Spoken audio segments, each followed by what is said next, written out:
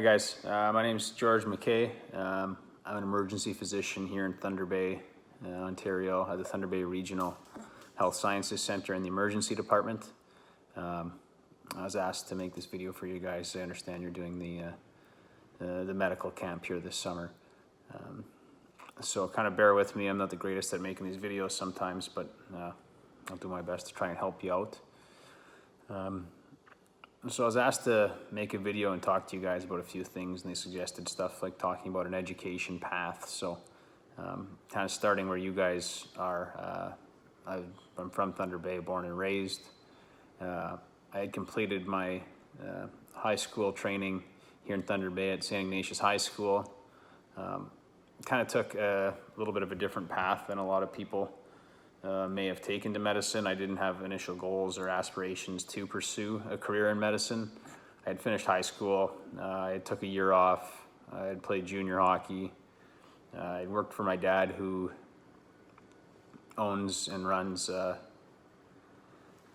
trades company of refrigeration mechanics, sheet metal workers, and initially had some aspirations of doing that and taking the company over. However, after a year of working and playing hockey, he told me that I could go to school or get out of his house and get a different job. And I kind of took the option to go to school. But he did tell me that if I went to school and got myself a degree and I still wanted to pursue that path, then I was more than welcome, but he wanted me to have a career path to fall back on. I did pursue initially biology at Lakehead University, where I would switch after 1 year into the 3-year compressed nursing program here in Thunder Bay, where I felt I was able to at least have a job opportunity once I was done undergraduate. And it was during this time where I felt that pursuing a career in medicine was for me. And I was fortunate enough, after completion of my undergraduate degree, I did get accepted to NOSM here in Thunder Bay. So yeah, that was kind of my career path, a little unprecedented or different than a lot of people, but there's lots of different paths to medicine, so I don't want anybody to think that it's something that you have to be set out on from a young age or take a specific path to it, but I'm definitely one of the different ones. So I asked also to talk about a typical day for myself. It's a little bit different. Working in the emergency department, we work shift work. There's different shifts every couple hours, and you'll kind of rotate through days, evenings, night shifts. So it's different on a day-to-day basis. Provides a lot of flexibility. I enjoy it right now. Admittedly so, I don't have any children. I'm not married. So it makes it a little bit easier to try and arrange my schedule for some days off or for activities I want to complete. For that, you got to be ready to work days, evenings, nights, weekends, holidays. I find it like I said, a pro and a con. I mean, you'll end up missing some events or holidays or time spent with family, but certainly you can always arrange your schedule or try and have things where you can certainly make the most of it and maximize your time off. So yeah, typical days are a little bit different on a day-to-day basis, but yeah. So other like challenges and advantages for a career in medicine, particularly for me, I can speak for just kind of the emergency medicine aspects. Some challenges include, again, the shift work. You're going to have days where you miss weekends, holidays, outings, poor sleep patterns that can have detrimental health effects down the road.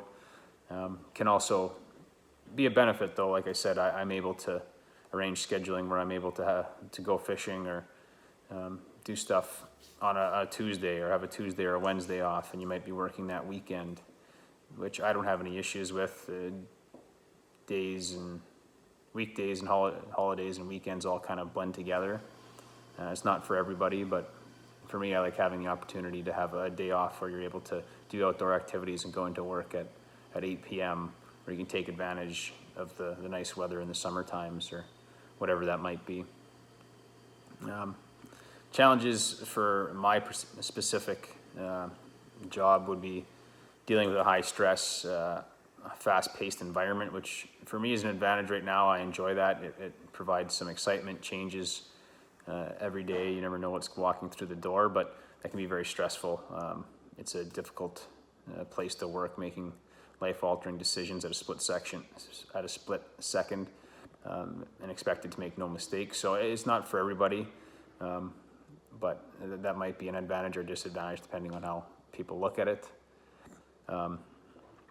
And like I said, it's a high-stress environment where people may thrive or may not, but it's definitely a place where you need to have stress management skills, where the advantage of it is when you're done, you leave, somebody else takes over and worries about the next patients in line, or worries about keeping the emergency department rolling, which is a good thing. Or if you're ever sick of working there, then you can always say, I'm done. You don't have to close a practice. You don't have to worry about having patients waiting or finding them a new physician.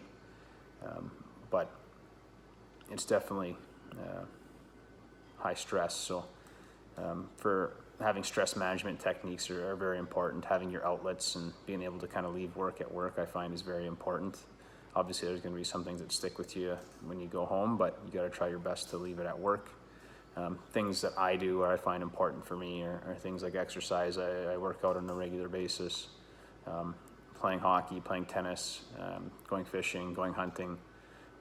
Those are my primary stress relievers. Spending time with my friends through those events as well, or those outings, is important. So my friends, family, and those stress mediating events such as, like I said, working out are important to get away and just think about something else.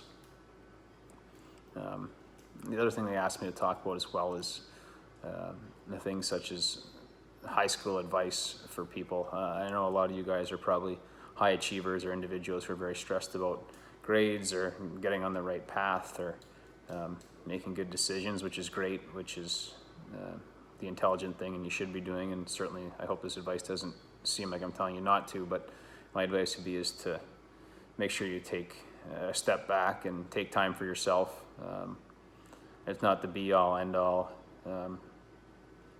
Getting every little grade or getting every little aspect of your education in. There's also important things, spending time with friends, family, doing those activities, those stress management skills, I think is the most important thing. That's looking back in high school. Like I said, I took kind of a different path and I maybe wasn't as career or education oriented when I was in high school. So I made sure that I always had lots of time for friends, family, my outdoor activities, my sports with the hockey, the tennis, hunting, fishing. And that was very important. And those connections and friendships will stay with you, and they're things that you'll need down the road for stressful times, because as you go on, you'll find that you'll think you're busy and you'll be busier the following year, and you'll be busier and then you'll be busier, and life keeps kind of going that way. So it'll be important to maintain those connections and take a step back and smell the roses, per se.